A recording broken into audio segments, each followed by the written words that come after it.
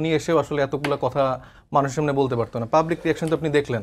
পাবলিকের মনের কথাটা এইটাই যে আসলে এই অভ্যুত্থান না হলে তো বিএনপিকে মানে আরো কোনো দলই আসলে ইলেকশন দেখারও সুযোগ পেত না। ওনাদের মতো যারা বিশিষ্ট মানে আমাদের নাগরিকরা আছেন তারা এখন যে বড় বড় কথা বলছেন বিভিন্নভাবে এই মানে অভ্যুত্থানটাকে দেখবেন গত এক বছর পরে বলবে যে এটা একটা মব ছিল। এভাবে যে মবকে ট্যাগ করা হচ্ছে, আওয়ামী লীগকে নিষিদ্ধকরণটাও একটা মব তার কাছে। তো সেই রকম করে যদি ট্যাগ করা হয় তাহলে আস্তে আস্তে অভ্যুত্থানটাকেই আসলে মানে নষ্ট করে ফেলা হবে এবং নতুন করে আবার এই ফ্যাসিজমের জায়গাটা তৈরি হবে এবং দেখা যাচ্ছে 17 বছর পর আবার এই সাধারণ মানুষদেরই জান দিতে হবে, আবার এই সাধারণ মানুষদেরই আহত হইতে হবে এবং আবার দেখা যাবে যে টেবিলে হচ্ছে যে ওনাদের মতো যারা বিশিষ্টজন আছে এরকম মানে বিশিষ্ট বিশিষ্ট কথা শোনা হবে। তবে আপনার কাছে আমার প্রশ্ন হচ্ছে, আপনি মব নিয়ে কথা বললেন, চাঁদাবাজি নিয়েও কথা বলেছেন আপনারা, আবার নির্বাচন নিয়েও বললেন। ধরুন আপনি যেটি বলছেন যে নির্বাচন এখন যে অবস্থায় আছে সেটি এই প্রসঙ্গে আমি ছোট্ট করে একটা কথা বলি, শোনেন।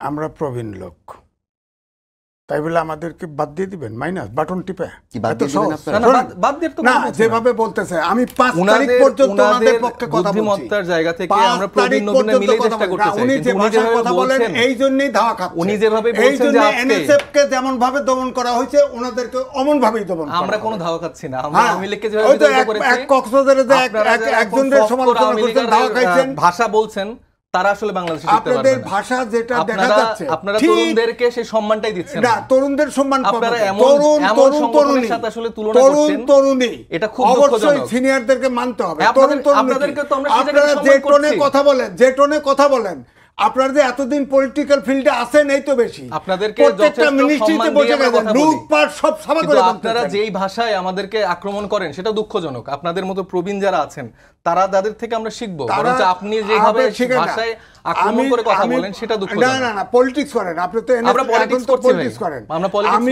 আমি নিজে 48 সাল থেকে আমি জানি আপনি এনএসএফ দমন না করলে এই দেশের স্বাধীনতা। এই 17 বছরে আপনার কি ভূমিকা ছিল? আপনি কি করেছেন? আমি টক শোতে আমি সার্ভিস করি। কোন দিন 5 তারিখ পর্যন্ত আপনাদের না, আপনার কোন টক শোতে আমি এরকম করে দেখিনি যে আপনি সরকারের কোনো সমালোচনা। আমরা এই বিষয়টি নিয়ে আমি আমার একমাত্র ব্যক্তি আওয়ামী লীগের সমালোচনা আমার জীবনে এত কেউ সাহস করে নাই।